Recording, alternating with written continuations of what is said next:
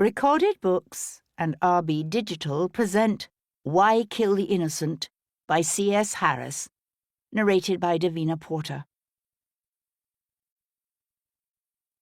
Chapter 1. Clerkenwell, London, Thursday, 27th of January, 1814. A howling wind flung icy snow crystals into Hero Devlin's face, stinging her cold cheeks and stealing her breath. She kept her head bowed, her fists clenched in the fine cloth of her merino carriage gown, as she struggled to drag its sodden weight through the knee-deep drifts clogging the ancient winding lane. A footman with a lantern staggered ahead of her to light the darkness, for Clerkenwell was a wretched, dangerous area on the outskirts of the city, and night had fallen long ago. She was here, alone except for the footman and a petite French midwife who floundered through the snow in her wake, because of an article she was writing on the hardships faced by the families of men snatched off the streets by the Royal Navy's infamous press gangs. The midwife, Alexis Sauvage, had offered to introduce Hero to the desperate 8 months pregnant wife of a recently impressed cooper. No one had expected the woman to go into labour just as a fierce snowstorm swept in to render the narrow lanes of the district impassable to a gentlewoman's carriage. Thanks to their presence, mother and child both survived the long, hard birth. But the snow just kept getting deeper. "Do you see it yet?" Alexei called, peering through the whirl of white toward where Hero's carriage awaited them at the base of Shepherd's Lane. Hero brought up a cold-numbed hand to shield her eyes.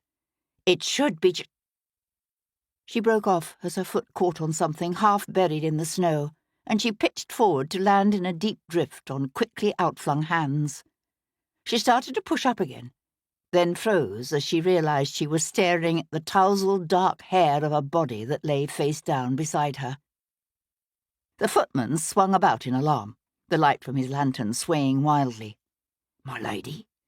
"Mon Dieu," whispered Alexei, coming to crouch next to her. "It's a woman. Help me turn her, quickly." Together they heaved the stiffening woman onto her back. The winter had been so wretchedly cold, with endless weeks of freezing temperatures and soaring food and coal prices, that more and more of the city's poor were being found dead in the streets. But this was no ragged pauper woman. Her fine black pelisse was lined with fur, and the dusky curls framing her pale face were fashionably cut. Hero stared into those open, sightless eyes, and had no need to see the bloody gash on the side of the woman's head to know that she was dead. "She must have slipped and hit something," said Hero. "I don't think so." Alexis Sauvage studied the ugly wound with professional interest. As a female, she could be licensed in England to practice only as a midwife. But Alexis had trained as a physician in Italy, where such things were allowed. "She couldn't have died here. A wound like this bleeds profusely. Look at all the blood in her hair and on her pelisse. Yet there's hardly any blood in the snow around her." With tender hands, she brushed away the rapidly falling flakes that half obscured the dead woman's face.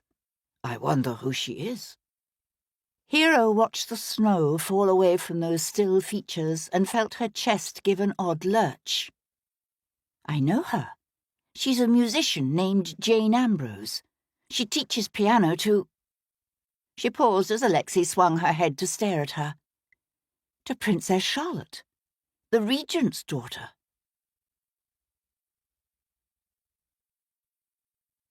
Chapter 2. Sebastian St. Cyr, Viscount Devlin, stood at the river steps below Westminster Bridge, his worried gaze on the turgid, ice-filled expanse of the Thames before him. Never in anyone's memory had London seen a winter such as this. Beginning in December, and lasting for more than a week, a great killing fog had smothered the city with a darkness so heavy it could be felt. After that came days of endless snow that buried the entire kingdom beneath vast drifts, said in some places to run as much as 23 feet deep. And then, yesterday, a brief sudden thaw sent massive blocks of ice. To keep listening to this audiobook, I've left you a link in the description so you can do it. at no cost thanks to Audible's 30-day free trial.